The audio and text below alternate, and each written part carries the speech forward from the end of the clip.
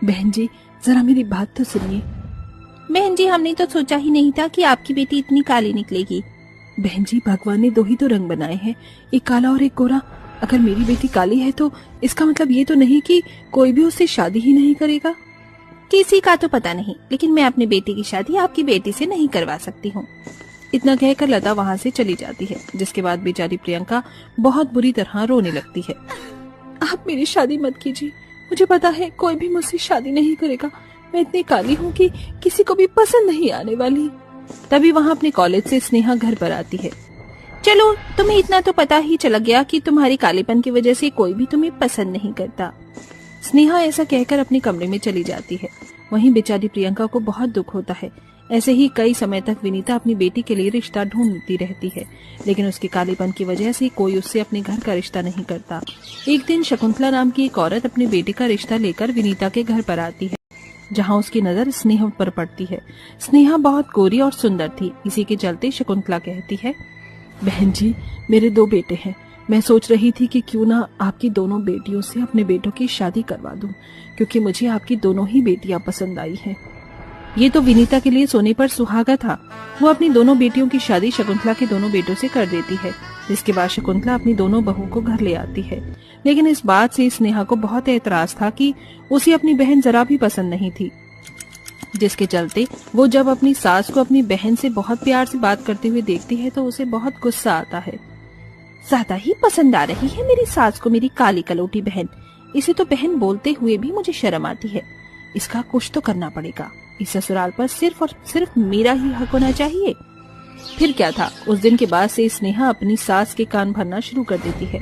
वो अपनी सास को अपनी बहन के ही खिलाफ भड़काती है, जिसके चलते शकुंतला अपनी काली बहू को उल्टा सीधा सुनाने लगती है। जब देखो काम चोरी करती रहती हो, तुम्हें और कोई काम नहीं है क्या? अरे अभी तक घर की साफ सफाई भी नहीं हुई है, नाश्ता भी नहीं बना हुआ है, ऊपर से घर में पूजा भी नहीं हुई है। माँ जी मेरी तबीयत बहुत ज्यादा खराब थी और रोजाना मैं काम करती हूँ, एक दिन क्या स्नेहा काम नहीं कर सकती? देखा माँ जी, कितना भी काम कर लूं, दीदी को तो लगता है कि मैं बिल्कुल भी काम नहीं करती हूँ। ये सुनते ही शकुंतला को गुस्सा आ जाता है। स्नेहा बिल्कुल सही कहती थी तुम्हें, हम दोनों से बहुत ज्यादा चिढ़ है क्योंकि तुम बहुत ज्यादा काली हो। अरे ऐसी बहू मुझे चाहिए ही नहीं। चल अभी क्या भी इस घर से बाहर निकल। शकुंतला उसका हाथ पकड़ती है और उसे घर के दरवाजे से बाहर निकाल देती है, जिसके बाद वो घर के दरवाजे को बंद कर देती है। माँ जी दरवाजा खोलिए, मैं कहाँ जाऊंगी माँ जी? उन दिनों प्रियंका का पति विशाल भी गांव से शहर खेती बाड़ी के सिलसिले में गया हुआ होता है।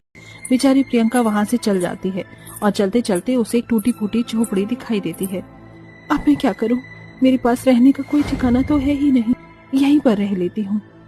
प्रियंका उस टूटी फूटी झोपड़ी में रहने लगती है, जहाँ उसे एक देवी माँ की मूर्ति भी दिखाई पड़ती है। वो देवी माँ की मूर्ति के आगे हाथ जोड़कर वहीं पर अपना गुजारा करने लगती है। कई दिनों तक वो भूखी प्यासी रहती है और उसे कोई खाना तक नहीं देता। भीख मांगने से अच्छा उसे काम ढूंढना सही लगता है।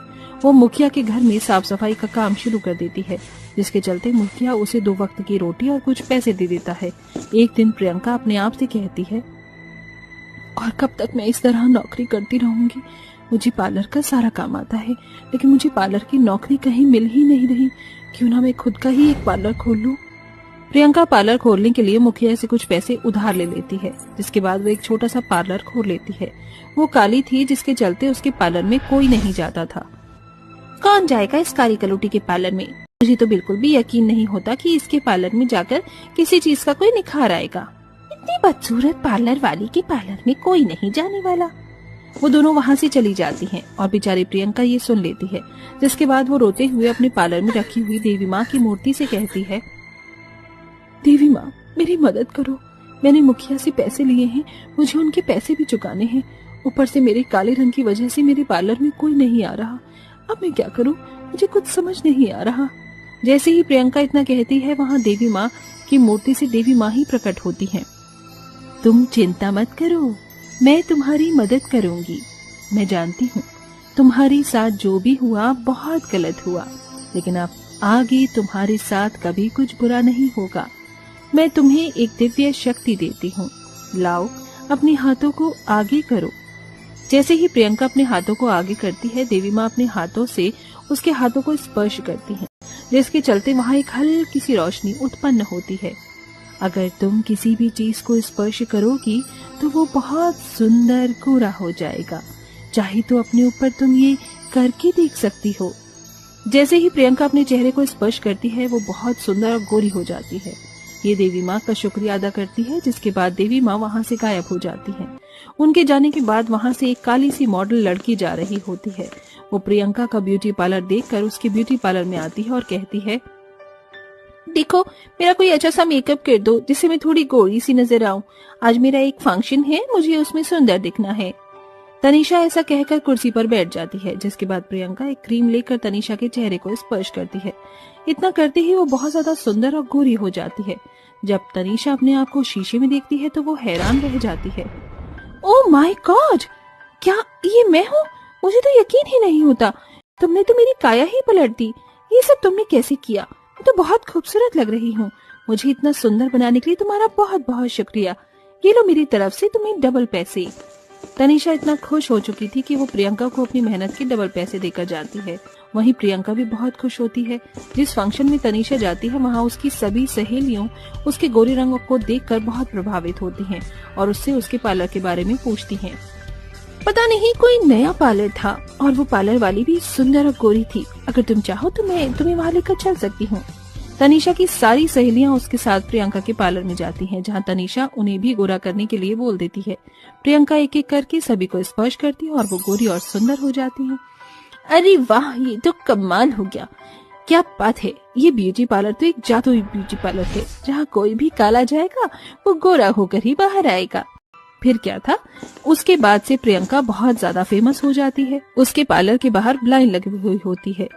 जब इसके बारे में स्नेहा और शकुंतला को पता चलता है तो उन्हें अपने किए पर पछतावा होता है और वो दोनों प्रियंका से माफी मांगने उसके पास जाती हैं। मुझे माफ कर दो बहू, मुझे तुम्हारे साथ ऐसा नहीं करना चाहिए था।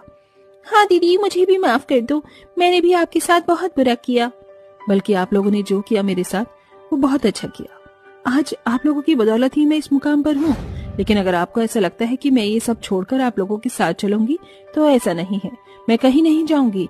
आप लोगों ने मुझे छोड़ा था, एक ठोकर खाकर मैंने अपनी पूरी जिंदगी बदल दी। लेकिन फिर भी अगर आप लोगों को कभी मेरी जरूरत होगी तो मैं आपकी मदद जरूर करूंगी। प्रियंका का जवाब सुनकर स्नेहा और शकुंतला वहाँ से चली जाती हैं और प्रियंका अपने ब्यूटी पार्लर को अच्छे से चलाती है और खुशी खुशी रहने लगती है।